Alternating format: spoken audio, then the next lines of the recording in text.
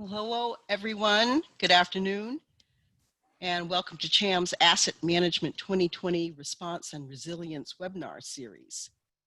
Before we start the webinar, we're going to show some polling, our first poll set of questions, and we'd like for you to take a look at them, submit them, just so we can figure out who is in our audience today as we're getting settled.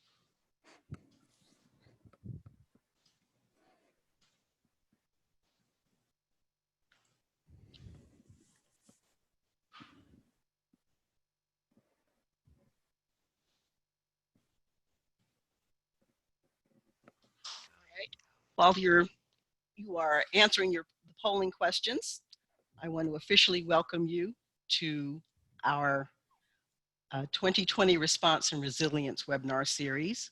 Today's webinar is Underwriting for Resiliency. I'm Sonia Prayer, your host for today. I'm a CHAM board member and head of asset management at CHAM, a regional tax credit syndicator based in Raleigh, North Carolina.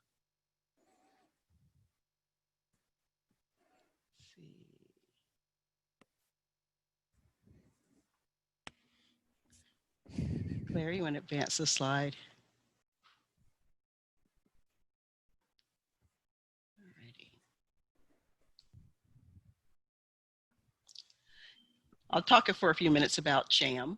CHAM is the Consortium for Housing and Asset Management and is the only professional association for affordable housing asset managers. CHAM advances the bottom line, the financial sustainability of affordable housing, and the achievement of mission goals for residents and the community. CHAM was founded by Enterprise, LISC, the National Equity Fund, the National Association of State and Local Equity Funds, or NASLEF, and NeighborWorks America.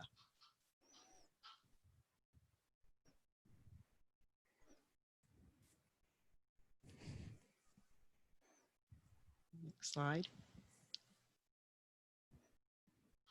Throughout the summer, CHAM will be offering additional webinars in this series, focusing on COVID-19 response, long-term resilience, and technical topics, including those shown on this slide. The asset manager's role in changing the course, the asset manager's role in responding to resident needs, and rent collections and analysis. Do stay tuned and check your emails for dates and times where we broadcast around noon, so bring your coffee, bring your lunch, drink some water, and get comfortable and get ready to learn with us.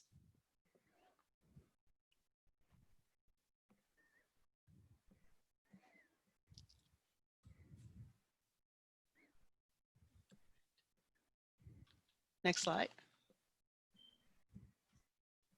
I do want to thank our sponsors for today's webinar: JPMorgan Chase, Colorado Housing Finance Agency, and Community Housing Capital.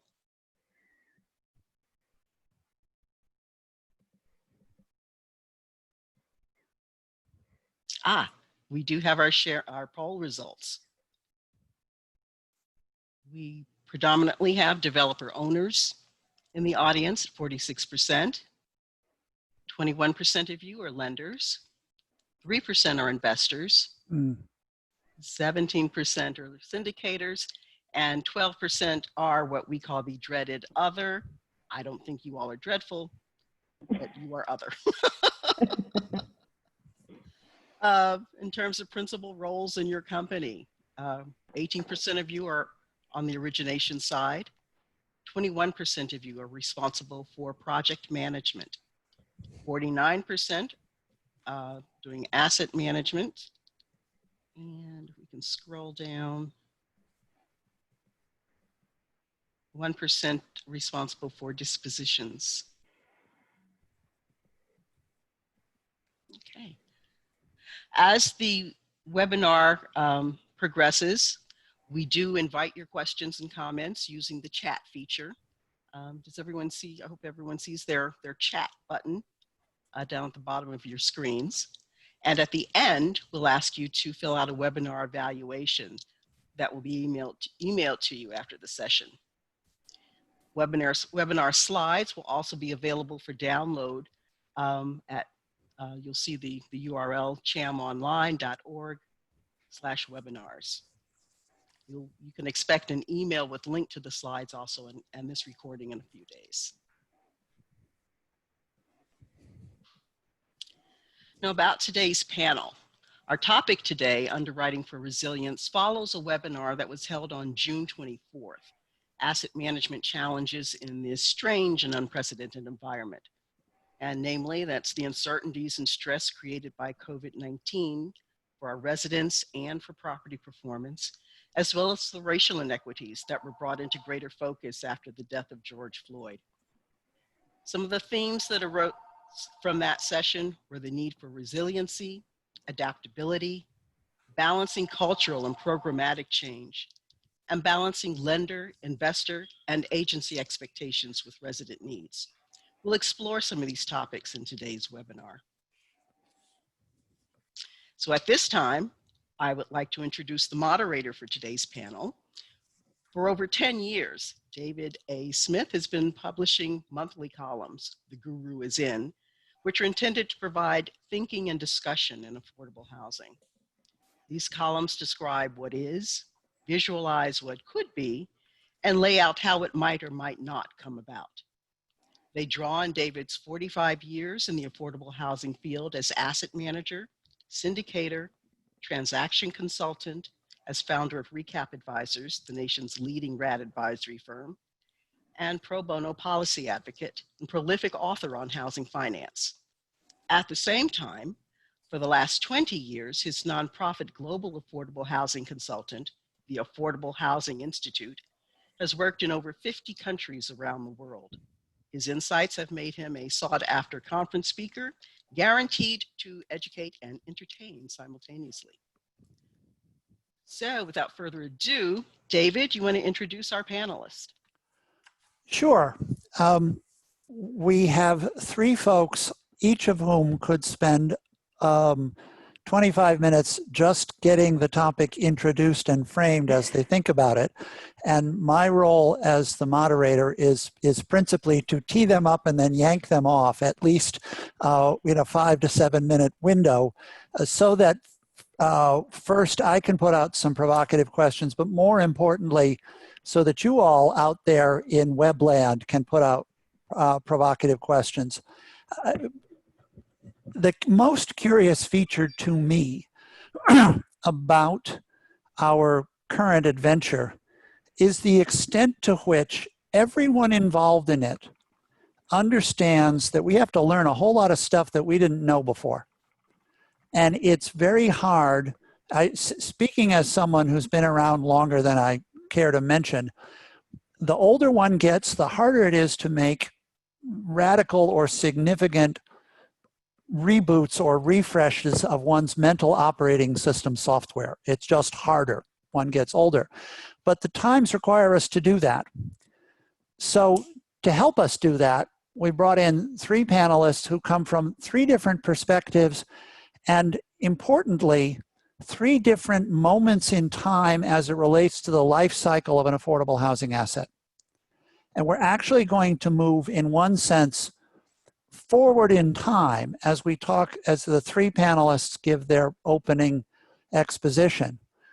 We have Jim Fox, Managing Director of Housing Investments at JPM Chase. For those of you not scoring at home, Chase tends to be the people who do the lending side, and the people who do the investing side tend to self-identify as JPMorgan types.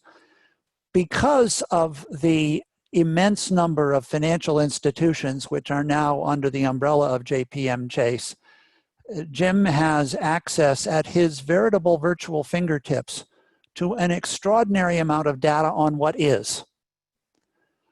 And any evaluation of reality does have to sort of start with what is. He will be followed by Kat Vielma. The panelists are listed in alpha by last name, but we're doing them in order of where they think in the time horizons. Kat Vielma, who's an SVP of acquisitions for Redstone Equity Partners. I have long thought of Kat as a symbiote without portfolio, moving occasionally from platform A to platform B to platform C, to revitalize and encourage said platform to think more broadly, and then moving on to the next one once enlightenment has been achieved. Pat's an originator, underwriter, acquirer of these things, which means she's always paying other people's good money based on her vision of what the future will hold, which is a curious thing about underwriting. You make me sound very smart, David. Thank you. Well, that's part of the job here. And then with perhaps the biggest horizons of all, and the most future orientation of the three panelists is Crystal Kornegay, who I've also known for longer than either of us care to mention. And Crystal is a more experienced symbiote traveling from entity to make them better.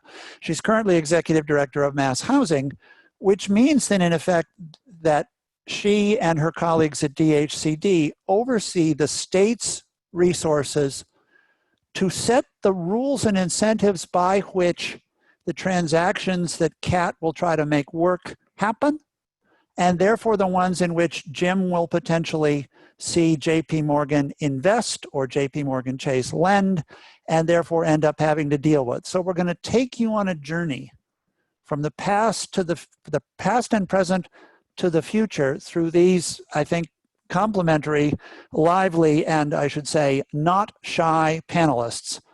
And my job is to get them smiling, get them talking, and then when they do too much of the talking and not enough of the smiling, try to move the discussion along, because time, alas, is finite. So with that, Mr. Fox, sir, what can you tell us about the vast swaths of American affordable housing in which you have invested? You can tell us better if you unmute yourself. Pro tip. I didn't realize it's on mute, Dave. So yes, we've been investing for 25 years. We have a large portfolio. We've invest $2 billion a year. We'll probably do a little better than that this year. My portfolio that I have consists of single investor fund, direct, about 900 properties, and about 3,600 properties in the multi-investor fund platforms. So we've been doing this for a long time. And we talk about resilience, but the term we were using for years is durability. So we want our investments to be very durable. People have to remember that we get into an investment and we're building a new project and we're leasing it up, and then we have 15 years of compliance after that. So we have at least a 17-year horizon, sometimes longer, depending on a more complicated development, where we have to be in the investment and we have to be confident that this investment will work. And so one of the things we look at, of course, is what could happen as far as an economic cycle. So those are easy to forecast. So the economy is like a sine curve. It goes up and goes down. And so in our investment cycle of 17 years, we'll get at least one recession, maybe two. And then you have to plan that you'll have something else that comes into play, like a financial crisis, 2008, 2007, 2009. And now we have a pandemic. And what we do is we look at our properties up front to see if they're going to be durable, physically, market, sponsorship, or operational and financial. And what I want to talk about today is operational and financial, because we have a beautiful stress test going on right now in the pandemic. And it's really validating our underwriting as far as our ability for these properties to perform in a very uncertain time. So what did we do to test the portfolio in this time? So in February, when this started to become a real issue, and we thought it could be a real problem that affect our properties, we started to look at our portfolios, and we started to look at them with a new stress test. So we're just taking stress tests that we've done before, and now we're kind of customizing it for the pandemic. And so we took a look at our portfolio single investor fund first, because that's the one we have the most granular detail on, and we ran that through the stress test. And so our stress test was, we didn't know what was going to happen over the next 6 months, but we did say there's two different ways to stress it. One is with a 15% additional economic vacancy over 6 months, and the other one with a 30% economic vacancy over 6 months. So we ran those numbers, and we, of course, fine-tuned them over time. But the worst case was 6 months with a 30% additional economic vacancy. And it turns out that our properties would need $47 million of cash needs. Now, in that $47 million of cash needs, I'm happy to say that when we look at the overall portfolio and we compare that against reserves, there's only 22% of reserves. Now, we do reserves in our properties because we expect there's going to be these times when the properties are going to have to be resilient. And one way to be resilient is to have these reserves to get through these lower economic times, if you will, these challenges. So we took a look at it, and then of course we took a look at that $47 million, and then we started going further down and fine-tuning it and figuring that the seniors are going to get those Social Security checks, and the subsidized properties are going to continue to get subsidized. And we ended up with a $14 million number instead of a $47 million number. So the reserves are a third of what we thought it was going to be.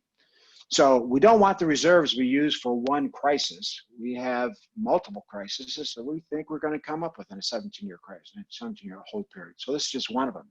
So we want all reserves to be used here. And so in that, we said, okay, of the ones that didn't make it, we had 28 properties in our single family fund didn't make it. What were those properties? Turns out those are older properties. They're in the last 2 or 3 years of compliance period, where the underwriting criteria and the structure was different. We could actually earn out the reserves. So we took a look at that, and we said of those 28, they represent about $1.5 million of cash needs to get them to the end of compliance period. And then we dug down into that. Turns out over half of them are seniors. Seniors are getting the Social Security checks. They're not really seeing any kind of economic vacancy because they're paying. And the subsidized ones are being subsidized. And then of that remaining 8 or 9, we had some pretty strong sponsors. There's really only about 3 or 4 properties they're concerned about in the last few years of compliance. So I think we're saying that the underwriting that we did met this test, and it's meeting it well. And what we're seeing right now is with, of course, with the CARES Act, is that our economic occupancy is hovering around 90%, maybe a little bit more. So that's only 300 basis points below what it would normally do. And that, of course, is well above any of our stress tests. And so the good news is that our portfolio is weathering the storm well. We will find out what happens with the additional supplemental unemployment benefits we'll run in this month.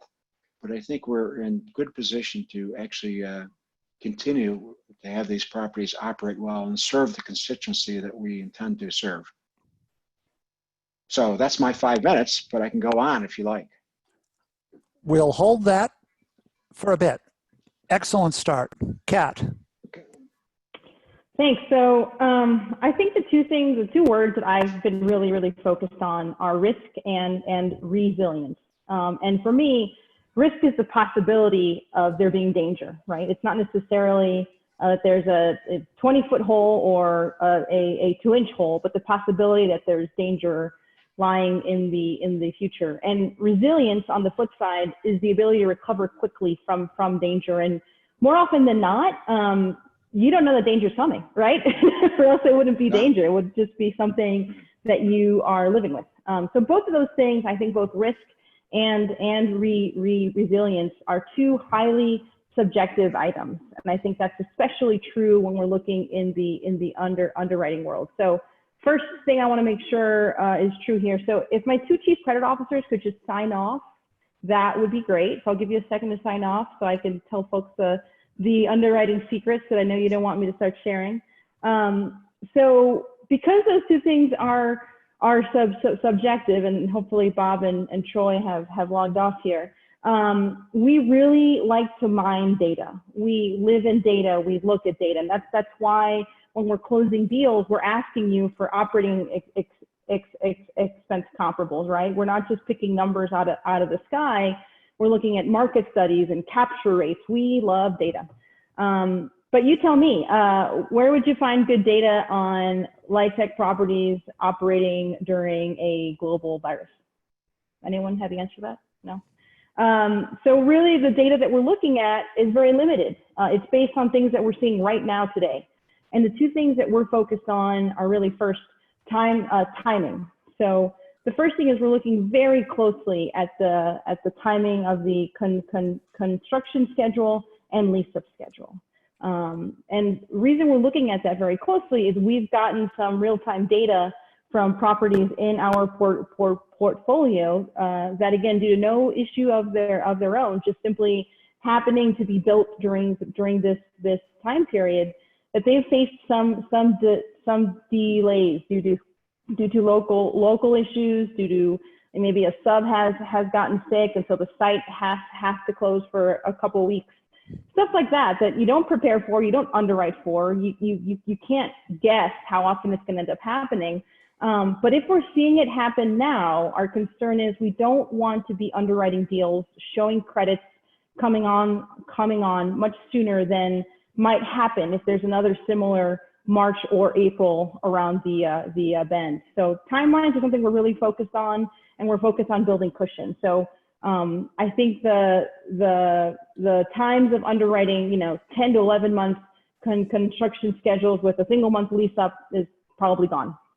The second, and I hate saying this because it's one of those things there's not much you can do today to try and be in control of this other factor, but we're really focused also on the financial and organizational strength, just like Jim mentioned. So I won't go over the points that Jim said, but my mother-in-law, she likes to tell me that most things in life, can be solved with having a thick enough wallet, right? So that's true within the life tech world also. So we're looking at the financial strength of our sponsors, making sure that if any delays happen or if a sub has to drop out because of illness and the next sub is much more costly, that our owner is able to make the property stay whole and stay on time. And unfortunately, more often than not, the only way to fix that is with money. So again, timing and money have become probably the two biggest focus for us. I do want to add that I spoke a lot to the fact that we really rely on the limited data that we have, because risk is something that we are assuming, right? It's not something we can really put our hands around and put into a formula and start solving towards. So the data that we have, I want to be really clear on this, is limited, right? I mean, the financial statements that we're getting for the second quarter, our asset managers will get in the next couple of weeks, right? So the second quarter ended June 30th. Take a couple of weeks for us to end up seeing it. That's going to end up showing us what happened, April 1 to June 30th. In that time period, anyone that lost a job more often than not were able to qualify for unemployment, right? And I think that's kind of showing us a little bit of a false flat. We have not seen income hits. We have not seen vacancy hits. I think July 30th, like Jim mentioned, is going to be super key. We are assuming that our third quarter will probably show us a bit more difficult data. And I think the one quote that we have been kind of sharing very widely is Fed Chair Jerome Powell said that about 40% of households making under $40,000 annually lost a job, right? That's the people that we're serving. And we are not seeing a 40% hit in our rent. So while I think these are the two data points, timing and money is what I'm focused on today, I reserve the right to change my mind just tomorrow. So with that, I'll pass it along. And Crystal, in light of those facts, what are you thinking about? And mute, Crystal. That was a great layup, Kat. Thank you. One of the things that we kind of knew, but have become extremely clear here, is that a fundamental part of the ecosystem is about, it's not just underwriting deals, but it's like underwriting kind of a group of people. And as Kat is describing, we have not seen the kind of resiliency of those group of people because the government has actually kind of shielded us from that. And so we understand that our underwriting is good and strong and has evolved over time, but we also understand that it hasn't really withstood this shock, right? Because you inject $3 trillion into an ecosystem and you don't yet feel what that's like. And so we've been spending a lot of time thinking about, well, what does happen next?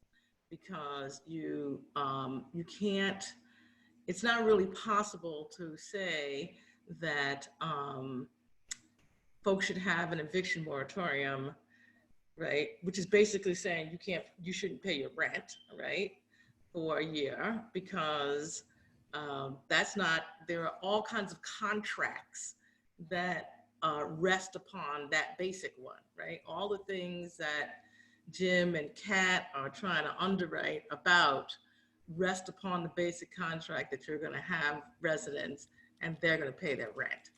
And if they're not able to do that, then, you know, the government has to figure out how to do something about that, especially in the affordable housing industry, because it is basically, you know, a government construct that we, in many ways, try to overlay traditional housing finance on, but it's really, you know, at its heart, it's like, it's government money. It's the tax credit program. It's, you know, government subsidies. It's overlaid around that kind of stuff.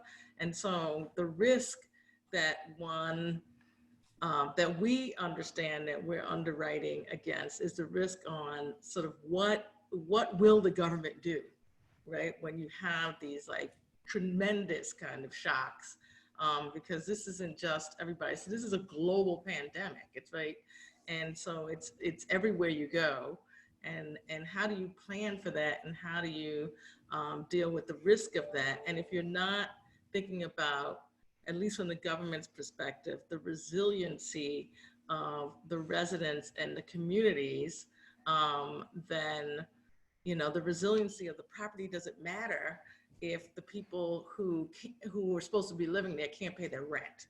And so from our perspective, we've got to think about both, right? It's not just the properties, it's not just the developers, it's not, you know, it's not just that kind of thing. We got to think about the whole ecosystem. And that is, you know, fundamentally about low income, modest income, working folks, as Kat described, you know, folks who are making $40,000, you know, mostly what we, you know, think of as essential workers. That's who we're housing. And so what do we do in an economy that, you know, deprives them for public health reasons from being able to earn an income? And we're trying to envision, so what does that look like? And how do we underwrite that? And it's a thorny, tremendous kind of problem. Wow. A, that's a great start. B, I'm conscious of time. So my challenge is how to move this forward. Jim, there was a question written into the chat to all panelists, which if you wouldn't mind responding via the chat rather than openly, that will help move that part of the discussion forward. Yeah. David, let me see if I can get to the chat. That's the issue. I don't think I can get to it. You just have to click on the button that you just have to click on the button for chat and it'll open the window. Okay. Okay. There you go. I want to start by connecting. I want to put a question to the panelists, but I want to start by connecting something Kat said and something Crystal said. Right. Jim, could you mute the? Oh, sure. Something Kat said and something Crystal said, because at least from my limited horizon, both of them have been substantial eye openers in the last 30 days. Crystal talked about underwriting folks and people, and I'm even going to push that to two more words. One is household and the next one is family. Because when it comes to paying rent, addressing illness, solving the challenges of social contact, family is the first and most fundamental human unit.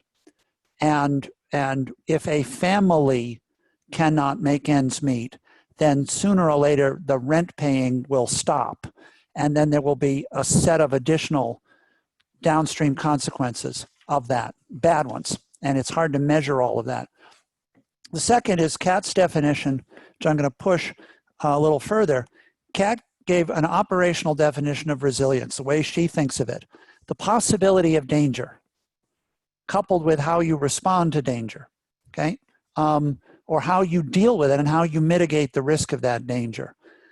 So my question, the broad question is, what is the operational definition of resilience that each of you have?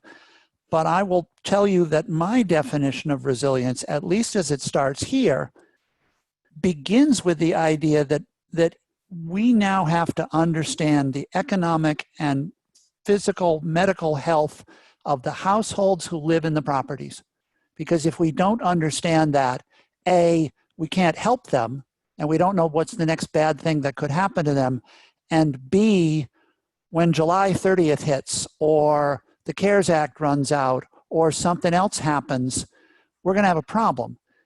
Something else I will tell you that's been an eye-opener to me, Jim, I was fascinated by the way you were scanning for different categories of households.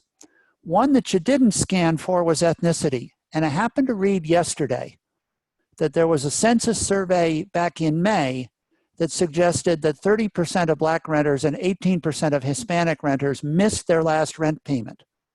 Now, that's all housing, that's not affordable housing, but it caused me to ask the question, if we're looking for stress on households and families, maybe we stress on different things, or maybe we have to understand it in a different way. So with that as sort of on my opening statement, Jim, what's your operational definition? What is resilience? You gave an eloquent thing of financial resilience and the financial horizon effect, but how does JPM Chase define resilience? Well, I think I gave a little bit in the intro. So if we look at, and Kat mentioned, so we're looking at physical, we're looking at market, we're looking at sponsorship, we're operational, financial, we all look at that in the underwriting, right? And so we've got a 17-year horizon. The financial and operational is working, and the 300 basis point difference between the economic vacancy and the one from last year, I think is mostly gig workers. Those are the ones that have been kind of left on the wayside. They're not really getting the extra unemployment insurance that the federal government is making available. And we have, if we have a standalone multifamily, unsubsidized property, most of our workers, most of the people that are working families there are service, retail, or the other categories, the critical workers, work in the hospitals and so forth. So yes, so the hospital workers are not worried about, because I think they're going to be fine. But people that work in restaurants and retail outlets and so forth, those jobs have started to come back, but lo and behold, the states are going to have to start shutting down some of these facilities yet again, right? Look at Texas, look at California, look at Florida and so forth. They opened up their states a little bit. Now they're getting spikes in the infections. So yes, we think that those people are going to be kind of in dire straits another few weeks. They'll be down to state unemployment benefits that really, really pays for the groceries, maybe a little bit extra. And if there's not another Fed's subsidy, that's where we're going to have other stakeholders kind of set the plate. So we have reserves, we have that available. We talked about with no subsidy what we could do with the reserves before. But we're encouraging people to contact other stakeholders. You know, there's lenders out there, there's utility companies, there's of course property taxes, there's property managers. So Crystal, if we can from our perch perceive that some significant fraction of the households who live in these properties may be getting temporary relief, but could well be under significant financial stress in 30 days, 60 days, 90 days. Jim is saying there are other stakeholders who should be involved in this discussion. Who is the we who should address this, and what is the form of address we should be doing here? That's a great question. It's historically, when challenges happen in the American economy, those challenges are much worse in particular communities than in others. And they're easy to predict.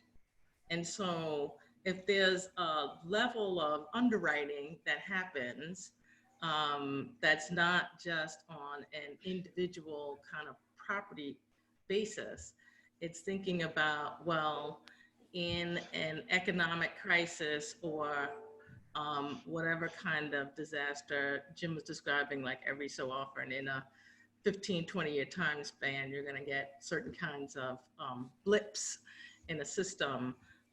You can assume that property X that's located in a particular community is going to feel that differently because the residents are going to feel that differently.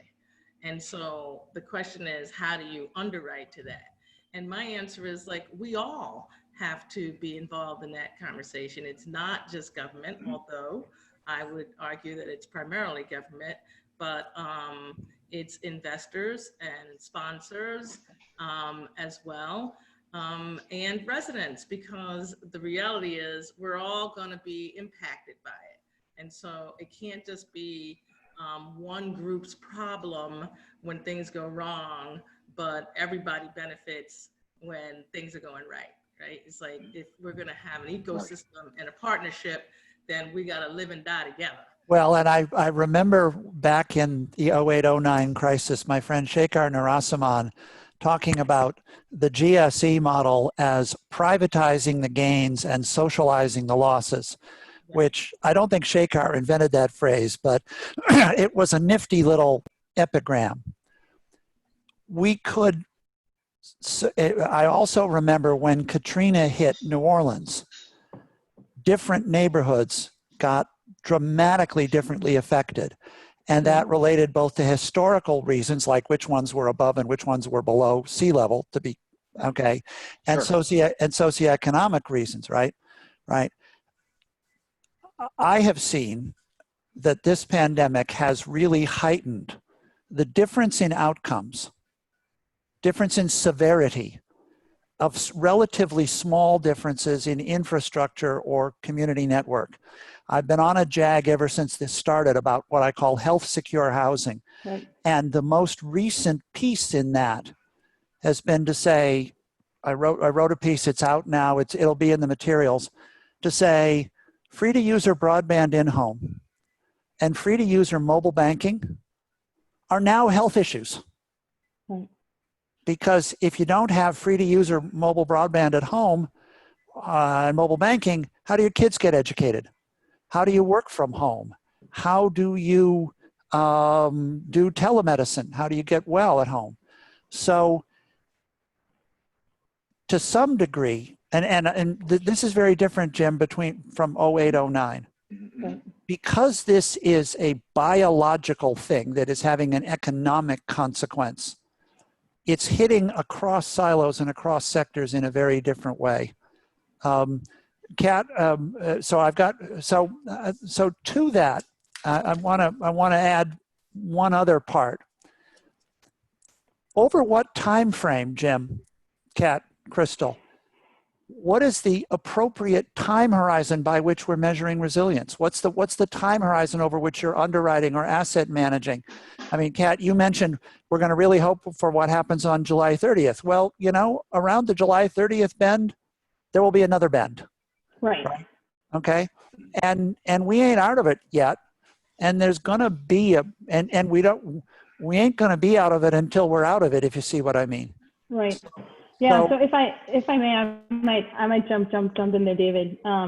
I think from my point of view, and again, I'm on the acquisition side, right? So I'm working with owners and the developers of low-income housing tax credit properties, and when they're dreaming up a property to right until it closes, and that's when it enters the asset management world, right?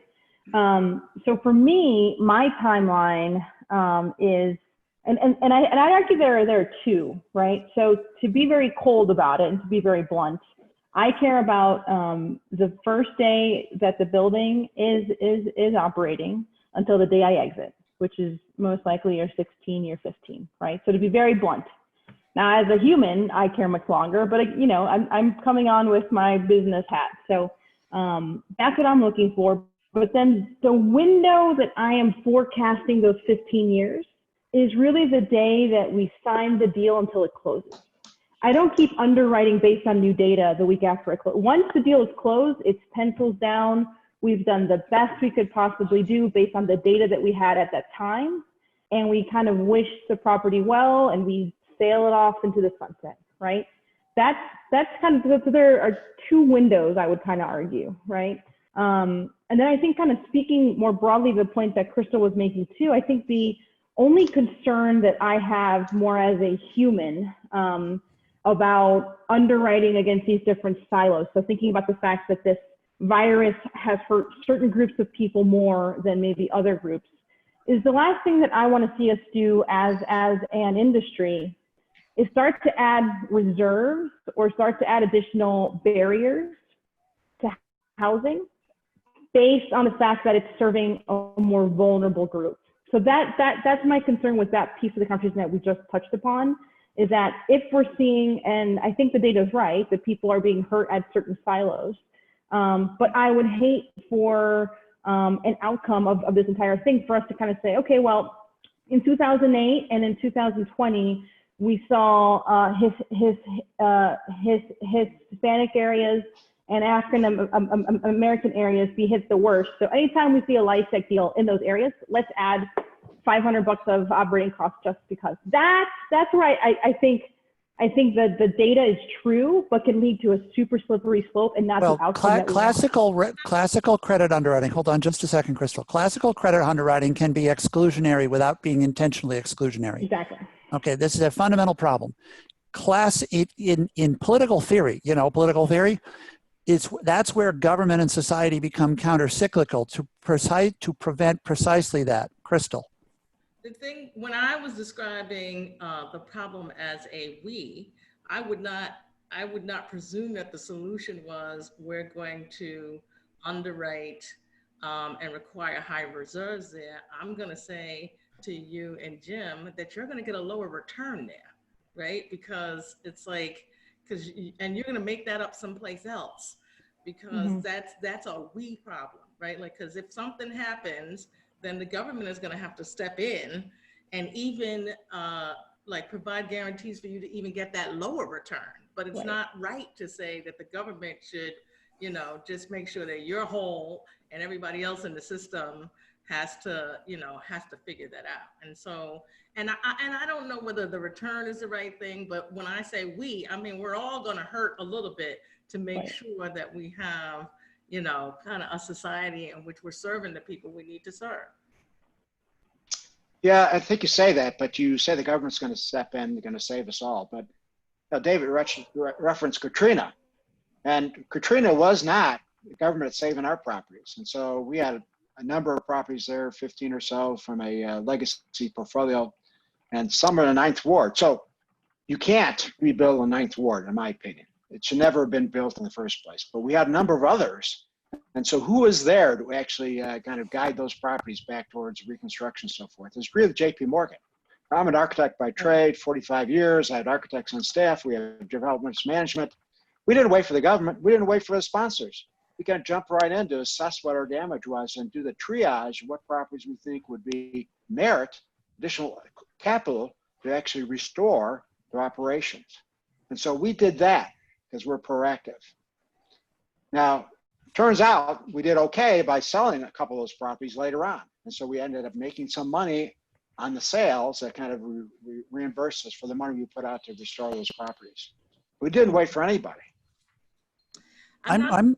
Go ahead, Crystal. I'm not suggesting that we wait for anybody. I'm suggesting that if we're going to have systemic change around resiliency, as we define that, then we've got to figure out a way in which we create a system in which there's a kind of a response that happens before the crisis. Right. And so Right. I just want to get back to Jim. I mean, you said you shouldn't have built there in the first place. So my question to you is like, why did you? And what did you learn from that? And like, why are you gonna, like, how is that gonna impact the way you build in other places? It's not about waiting for people, but it's like, Sure. So, good question. So this is a heritage bank. It was their underwriting skills. That's the answer. Yeah, they're not really good. But I can tell you right now, we talk about resiliency. We're looking at floodplains every time we do an underwriting. We're looking at storm surge, and so we want to make sure that our properties are going to survive the hurricane, fires, where they're going to be, tornadoes. So if we're in Florida, all our properties are built for resisting hurricanes, right? So 130 mile an hour winds, windows, right? And the West Coast, we're worried about seismic. So we have all sorts of seismic detailing that goes into our West Coast properties. So physically, we're doing that, but we're not really interested in building a floodplain. Well, every once in a while, you get to Houston and so forth, and all of a sudden you're in a 500-year floodplain, and there's a flooding there. So we had a couple of properties that were flooded because they ended up. Turned out they had some issues with okay, couple of ideas here because I'm conscious of time. The first one is when we look at an existing property, we're looking into the past. Right. We are looking at what some group of people, some number of years, decades ago, thought was a good property to build with a certain set of infrastructure and a certain bedroom mix and a certain set of amenities and a certain set of locations. And back in the past, they were not necessarily as aware of flood risk or financial meltdown risk or a variety of things that the late 20th and early 21st century has brought to us that are differential risks. But how I behaved before I put my foot in the bear trap and how I behave after my foot is in the bear trap turn out to be different things. And as Americans, all of us have at least one foot in a lot of bear traps. So going back to the definition of resilience, the CHAM folks know I do a lot, and Crystal's echoed it. I do a lot with ecosystems and complex systems and complex and the coevolution and the term in biology is mutualism. Species that develop mutual ways to survive in hostile environments. My favorite is cacti and woodpeckers and prairie dogs, okay? Because the cactus grows and is pretty durable, and the woodpecker punches holes in it and eats the sap, and the woodpecker then drops the seeds and the crap down at the bottom, which the prairie dog digs holes in the ground, and that enables the cactus to propagate. Okay, that's self-interest across three different things. I respectfully suggest that if we look at the LIHTC ecosystem, we are fragile because we concentrate so much on LIHTC. Yeah. And because we design our transaction structures, and I'm not blaming anybody here, but we design our transaction structures so Jim and Kat sign up for a 17-year journey with no off-ramps. That's right. No gas stations. A bunch of Burma Shave signs saying, hey, if you need help, maybe. Okay? And that model of our industry has a certain amount of our own invisible silos and our own parochialism in it. I think the first definition of resilience, Kat, and I didn't think of this until 10 minutes ago, is that the minute something bad happens, you look around and say, who else is suddenly my ally? Right. Who wasn't my ally 5 seconds ago? And how the heck do I get him or her to understand that between us, we got to go do something different than we've ever done before because we are in someplace we never planned on being, and sorry, I can't go back. I will not sing shares if I could turn back time, but we can't. So my definition of resilience is that we are always skating with our head up and looking around. And in particular, as an industry, I think we need to be bringing forward solutions to other people because they're not going to solve it for us. I think that's a really fabulous point because again, speaking from the syndicator point of view, I definitely look at the Housing Finance Agency and definitely as a developers and owners, as probably I guess I'm the cactus. I'm not sure, but I would see them as the two groups that I'm closest to, right? And so we need to make that housing party larger, right? And I think we've been saying this as an industry in different ways for the last decade. Once we've seen that the need for housing is far outstripping the housing that we are building. LIHTC is a box that's about this big. Right. We have workforce housing, we have supportive housing, we have veterans housing, Right, we have right. health secure housing, we have a whole bunch of things that sit outside the LIHTC box. Right. Okay. Or sometimes in the LIHTC box. Sometimes, well, we squeeze them into the LIHTC box, but like everybody sat in the middle seat of an overcrowded car on the way to the pizza joint knows, the middle seat is not fun. Okay. Especially today. Yeah, we have to do this kind of stuff. That's right. The we in this whole thing has to do this kind of stuff.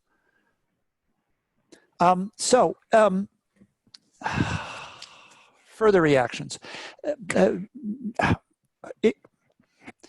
Well, I'll stop there. I just made a speech. What do you guys think? Didn't mean to make a speech, but it's like, yes. But I would say just, as a big point, is that this industry has been going on for a long time. It's been very successful. And so, yes, this is a current crisis, and, it's yet to unfold as far as how consequential it's going to be. But we're going to make it through. We're going to make it through, and this housing is going to continue, and it's going to continue to serve the constituency it's meant to serve. And you talked about how long our perspective is, and Kate mentioned it. Well, we're looking at least 15 years, and we do better than that. When we leave in year 16 or year 17, we want to make sure that these properties we invest in look like they're going to be resilient for another 15 years. Right. So, yes, we think it's been very successful, and we think we're going to get through this, and we'll continue to be successful. And we're investing through this crisis. So I think that's a vote of confidence. And as Alan Greenspan said in the 90s, the role of banks, the investors, right, is to underwrite, take, and manage risks. So we don't know there's going to be a pandemic now, right? But we know that there's going to be stresses to the portfolio, and we can stress test it, and we can underwrite that. This is just another stress test, and we think we're going to get through it, and we're going to be successful. So the industry, I think, has. Kat. I was just going to say the other point that I would make, adding on to Jim's there is I think most of us believe that we're on the kind of precipice of seeing an expansion of the credit program. And so while I think we're all talking about ways that different shocks, or whether it's 2008 or 2020, are hurting low-income people and hurting our assets, and we're talking about, well, how do we change it? I would argue that we're very close to being able to change it as we see the credit program grow, right? So whether that's next year or in 4 years, I think the word low-income housing tax credit and the words of affordable housing have become so popular. My friends actually know what I do, right? So I think as we have this moment, whether I'm sitting in the syndicator seat or the lender seat or the housing finance agency seat, we all have similar interests. And let's take this moment to look at the last 30 years of shocks and viruses and foreclosure, and see what we can learn as the credit program grows, whether it's in, again, this next year or perhaps the next 4. Crystal? I'm sorry, I was trying to answer one of the chats. Because in Massachusetts, I was raised in this industry by people like David. I do believe strongly, and I'm a community developer at heart, I believe strongly in mutuality. And Yeah. So Kat and Jim talk about underwriting for the time they're involved in a deal. But where I come from is I'm in it for the life. It's not just a deal to me, right? It's like the way I started my business, my career was, developing deals, and it was about building communities and that kind of thing. And so I just have a longer view around this. And until we get to a place where our sort of end games are aligned, I'm not as confident as you all are that that it's going to be fine. and we're going to get through this, and it's like a stretch. Well, if you look at the history of catastrophes, at least the ones in my universe that I remember going through, I went through the Arab oil embargo. I went through the '86 Tax Act. I went through the OCC 90 to 92. I went through 08, 09. I'm not dead yet in this one. Okay, there's a few things that happen.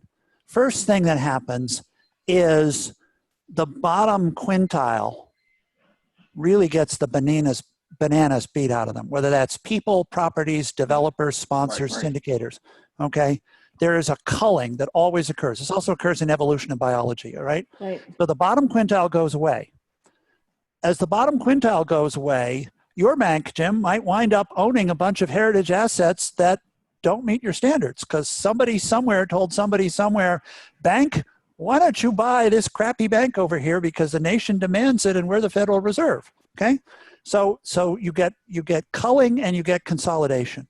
Yeah. You also get a whole bunch of new regulation and a whole bunch of new underwriting, but that leaves you with a legacy of non-compliant stuff that, as you pointed out, Jim, is too valuable to abandon and is too important as housing for lower income people who have increasingly become essential to the success of our society. By the way, I learned another stat. 42% of all Americans are working from home. And something like half of those who are not working from home are unemployed.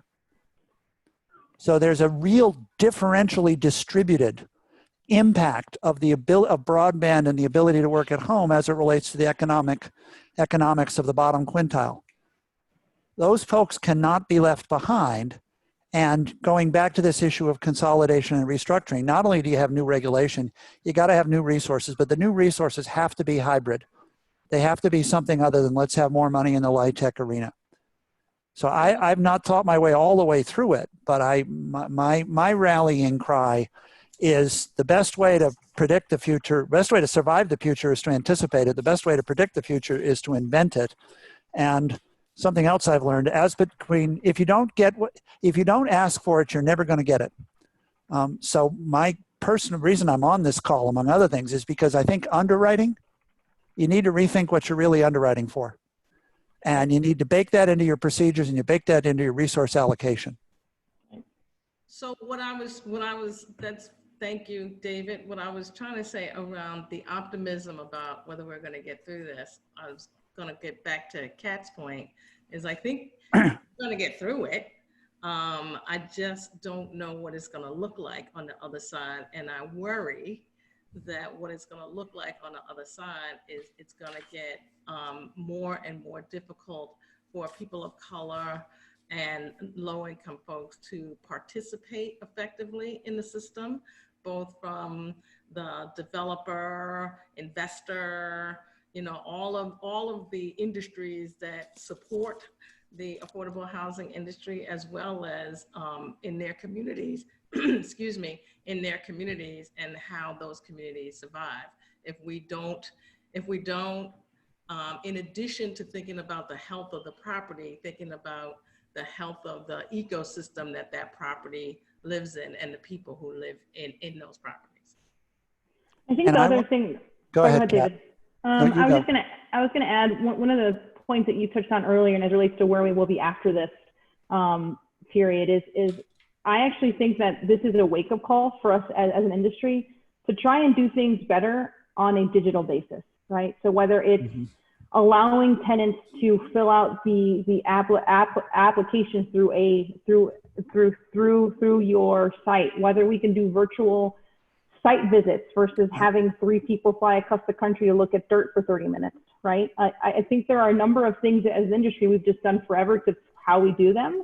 I think this is a good opportunity to look back at all those items and see, not only is it better from a cost point of view, is it more equitable for the tenants? Is it more equitable across, properties in a rural area versus properties in a metro area? So I think that's something positive to take out of it, and I hope that it's something positive that we're taking out of, looking at this perceived danger and trying to move around it. I'm certainly hoping that we're able to take some of these best practices and Zooms and all that stuff and keep them once we're back to flying in the middle seat drinking crappy coffee. So I think we are absolutely going to re-engineer every single process. I coined a term the other day because I borrowed it from notaries and thriller movies: wet versus dry. When we talk about signing documents now, we talk about a wet signature, right? Which means, and it is wet because it's ink, okay? right. I call a wet encounter one in which one of us can transmit a virus to another. Right. And a dry encounter is the same thing where we can't. Right. If you look at the processes and the operations at multifamily properties, virtually every process is a wet encounter, or was 3 months ago, and doesn't necessarily need to be, because to your point, Kat, we have been slow adopters of app technology and electronic technology.